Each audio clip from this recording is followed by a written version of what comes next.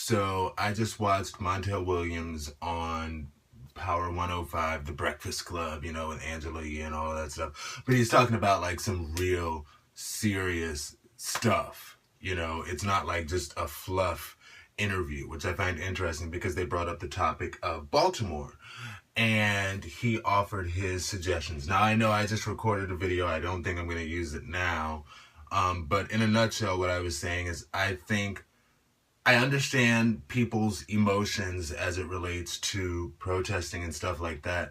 But the question is, what do we look to get from these protests and all of that? And I was talking with somebody the other day, and he was like, well, the protest is good to the extent that it's brought us all of this attention.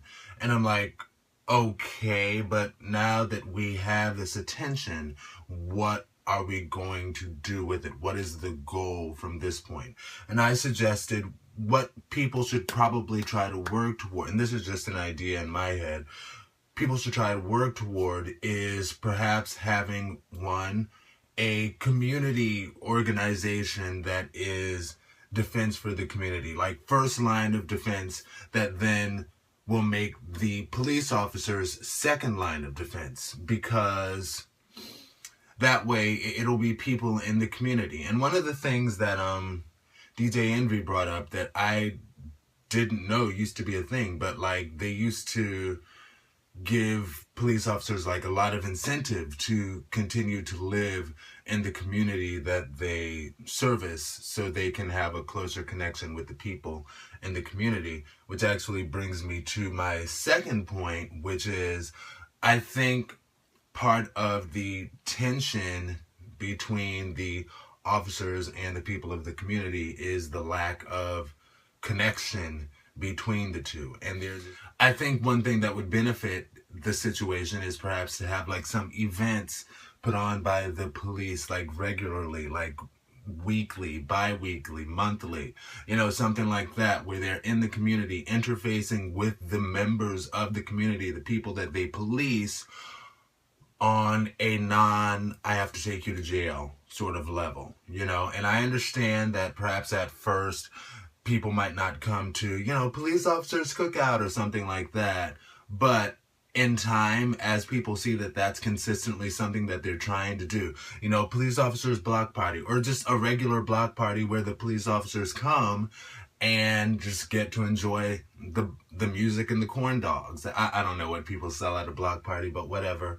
But, get to enjoy the moon bounce with the kids, just get to have a good time with the people that they police. And I think that it increases the connection. So I think that also would increase the authority of the police officers. I think people would be more likely to be like, okay, I remember hanging with you the other day. You're a really cool guy. So you're saying I really shouldn't do this, right?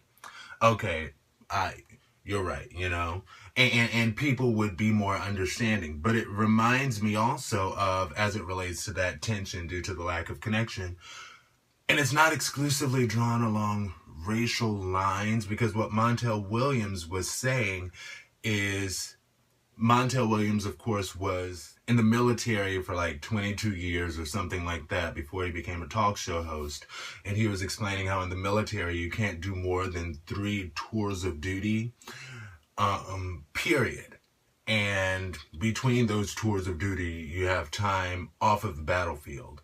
And what he explained as it relates to police officers is that they are constantly on that battlefield for decades sometimes, and even generations sometimes. And being constantly on that neighborhood battlefield does something to the psyche, and it increases like tension and stress. Just saying this is the reality of the situation. And I think that was a really good point. And what he was suggesting also, perhaps there should be a thing where it's like, okay, 2 months on in the field on the streets, and then like 1 month of like desk work or something like that.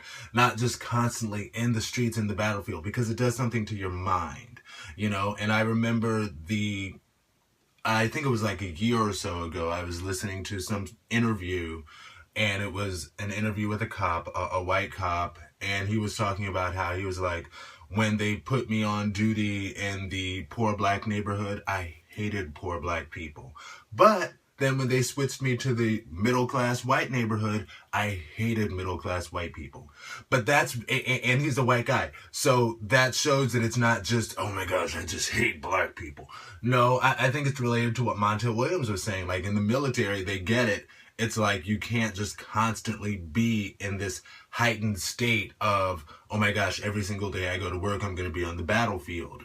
Be it the battlefield overseas or be it the battlefield neighborhood. I think that we should work toward putting things like that in place, and that makes a lot of sense, you know. And then one of the Charlemagne was like, well, what about the rookie cop who killed the dude in Brooklyn? What was that all about? And what Montel Jordan said, which was what Montel Williams said, which was a really good point, is he was like, so you take that rookie cop, you put him in training with a vet cop who's been on the force for 30 years, and you hear the vet cop complaining about how people are so this and that and the third because his mind is already, I don't want to say fried, but fried to the concept of having to be in the battlefield neighborhood constantly. So he is putting that on the rookie, and that's how the rookie interprets things.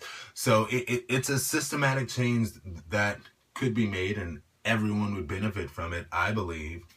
But it's something that we have to put into place. Ultimately, the key is love. And I know when I say that, it sounds like a trite comment, but it's true. If we all just truly live love. I agree with you, Montel Williams. Talk to you later, YouTube. Peace. Be blessed.